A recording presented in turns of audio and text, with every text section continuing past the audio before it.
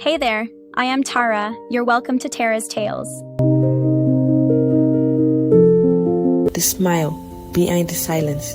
Daniel was 16 years old, and to everyone at school, he seemed perfectly fine.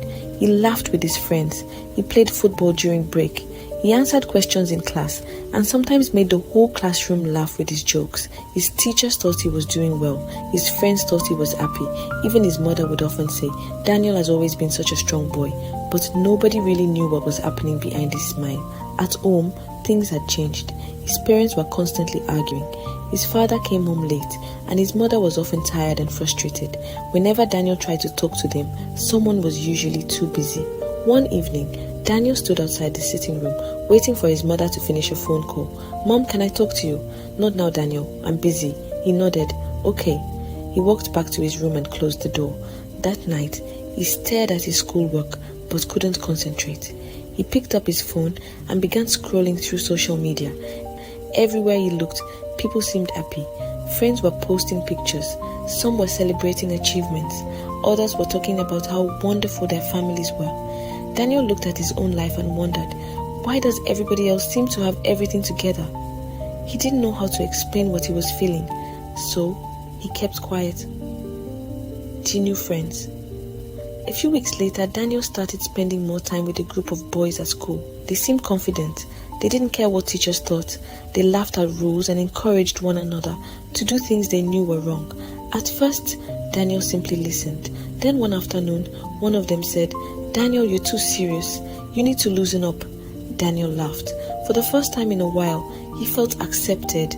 That feeling was powerful. He didn't want to lose it. So when they encouraged him to make a poor choice, he followed them, not because he didn't know it was wrong, but because he desperately wanted to belong. The breaking point. 1. Monday morning, Daniel arrived at school late. His teacher, Mrs. Grace, looked at him carefully. "Daniel, you've been different lately. Is everything okay?" "I'm fine."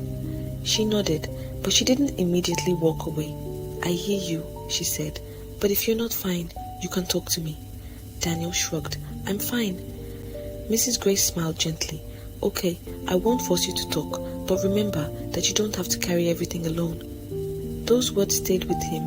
For the first time, an adult had noticed something beyond his behavior. She hadn't shouted. She hadn't called him lazy. She hadn't compared him with another student. She had simply noticed. The conversation. A few days later, Daniel stayed behind after class. "Ma'am?" Mrs. Grace looked up. "Yes, Daniel? Can I talk to you?" "Of course." Daniel sat down. For several minutes, he said nothing. Then his eyes filled with tears. "My parents are always fighting. Nobody listens to me. I don't know what I'm supposed to do anymore." Mrs. Grace listened. She didn't interrupt. She didn't immediately give him a lecture. When Daniel finished, she said, "Thank you for trusting me enough to tell me." Daniel looked surprised. "You aren't angry?" "No, I'm glad you told someone." She then explained that some of what he was experiencing was difficult, but he didn't have to face it alone. She also encouraged him to speak with a trusted adult at home and helped him identify safe adults who could support him. Daniel didn't suddenly have a perfect life. His parents' problems didn't disappear overnight. His friends didn't magically change. But something important had changed. Daniel was no longer invisible. Someone had noticed the silence behind his smile.